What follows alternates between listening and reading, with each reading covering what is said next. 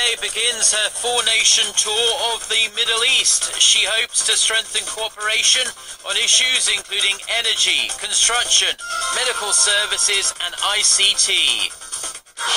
Diplomats from the two Koreas look set for a showdown in Geneva this week over Pyongyang's human rights and nuclear issues. First, tens of thousands gather at a rally in Moscow commemorating the murdered Russian opposition leader Boris Nemtsov.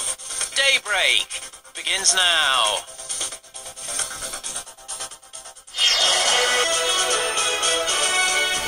Hello and thanks for joining us. To our viewers around the world, it's 6 a.m. on Monday, March 2nd here in Seoul. I'm Mark Broom and you're tuned in to Daybreak.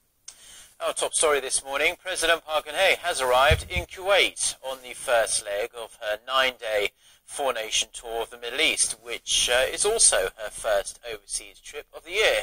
In Kuwait, Saudi Arabia, the UAE and Qatar, the Korean president will seek cooperation with the region in areas that are considered new growth engines such as health, medicine and ICT. The president will be accompanied by the largest business delegation of its kind for Korea, with more than 100 Korean companies attending forums to try and secure lucrative projects in the region. President Park will also use the opportunity to try and garner support for her North Korea and unification policies. She returns to Seoul on March 9th. Korea marked its March 1st Independence Movement Day on Sunday, commemorating the day before leaving for the Middle East. President Park Geun-hye urged Japan to admit to its past atrocities so that Korea and Japan can foster a healthier, forward-looking relationship. She also called on North Korea to join the South in making efforts to achieve a prosperous, unified Korea. Chae-sun reports. Referring to bilateral trade surpassing $8 billion last year and the 5 million Korean and Japanese people who visit each other's country each year, President Park Geun-hye said Japan is an important partner in efforts to bring about peace and prosperity in Northeast Asia. To further improve their 50-year-old partnership, she called on Japan to courageously admit to and take responsibility for its past imperialistic atrocities. With only 53 living Korean victims of Japan's wartime sexual enslavement, President Park stressed that time is running out for the Japanese government to restore the women's honor. Japanese Prime Minister Shinzo Abe is set to make a statement later this year, marking his country's surrender in World War II. But neighboring countries worry he may attempt to whitewash Japan's history. 역사란 편한 대로 취사 선택해 필요한 것만 기억하는 것이 아니라 역사에 대한 인정은 진보를 향한 유일한 길이라는 최근 한 역사학자의 지적을 깊이 유념할 필요가 있습니다. With this year also being the 70th anniversary of the division of the two Koreas, President Park said it's time for the two sides to work toward unity and prosperity. Stressing that Seoul's unification initiatives are not about isolating the North, she urged Pyongyang to engage in inter-Korean dialogue.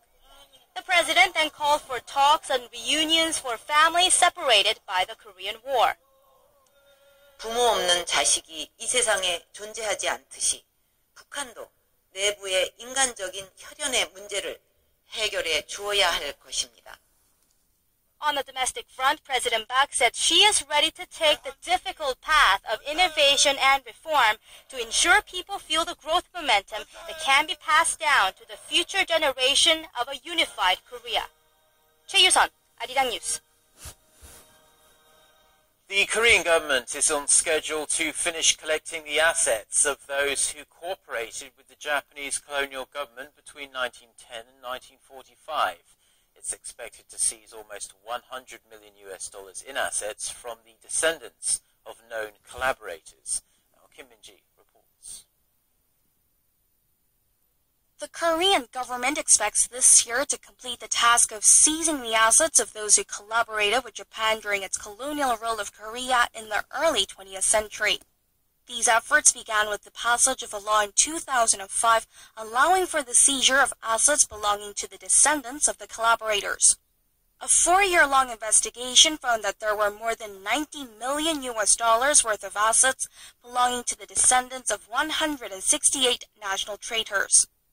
The Justice Ministry says 94 out of 96 cases related to the confiscation have been settled so far, and 2 are pending at the Supreme Court. Of them, 71 were administrative cases filed by descendants of the collaborators against the seizure of assets. 16 were state cases in which the government was a plaintiff, and the remaining 9 were constitutional cases in which the plaintiffs argued that the government's confiscation of assets is unconstitutional. The government has lost only 3 cases, with the court citing a lack of evidence. The proceeds of the seized assets have been used to compensate independence fighters and their descendants for their sacrifices.